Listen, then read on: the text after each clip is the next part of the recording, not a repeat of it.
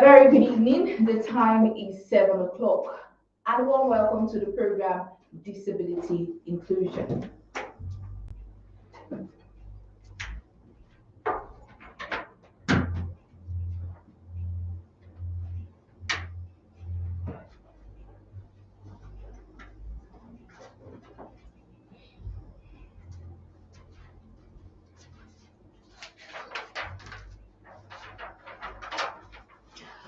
All right, another good evening to you on the program Disability Inclusion, the third day in the month of December 2022.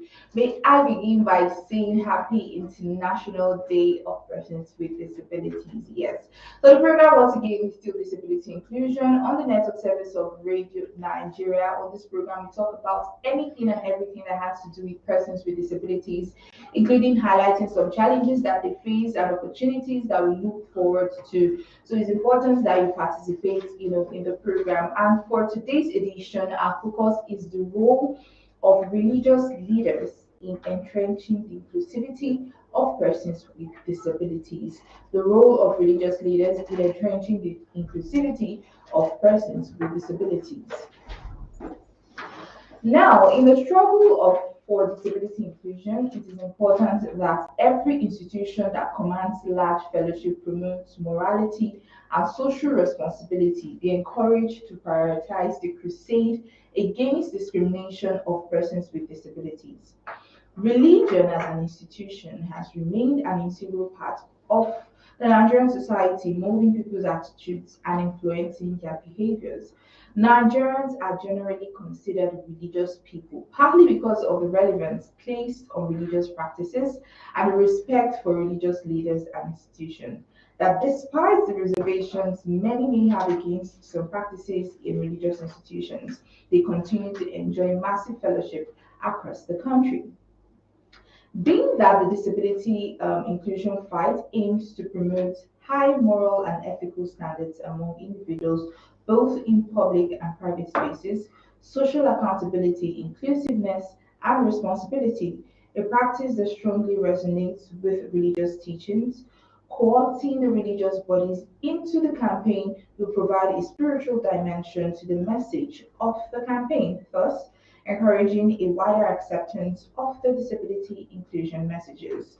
It is therefore apparent that religious leaders and teachers are mentors to their followers, and by virtue of their position they occupy, have a great influence on the conduct and behavior of their congregation and followers.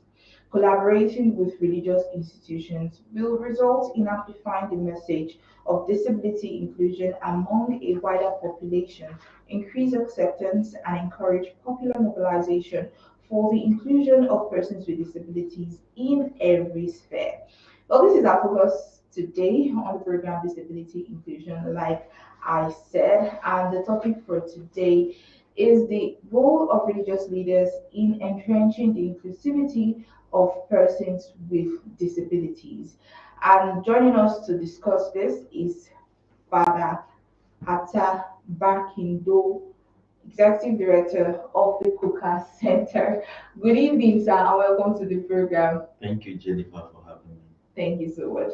All right, like you know it, this program is audience participatory and we are streaming on our social media handles. On Facebook, you know, it's at the Albino Foundation. On Twitter and Instagram at TAF_NG. And kindly send in a WhatsApp message. Most of you might just want to call in probably because you want your voices to be heard. We also want to hear you, but sometimes you might just want to take the easy way out, which is to send a WhatsApp message.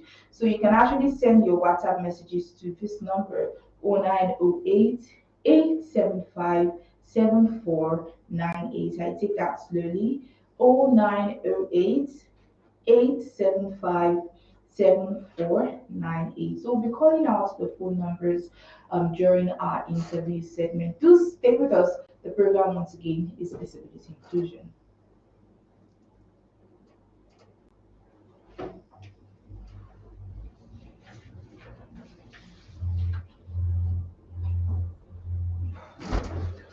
Take your questions. That's 96, not 98. Where? Your number recorded. 96. 96. Look at it. Okay. Please correct that so that they don't call wrong number. Oh. Take your questions.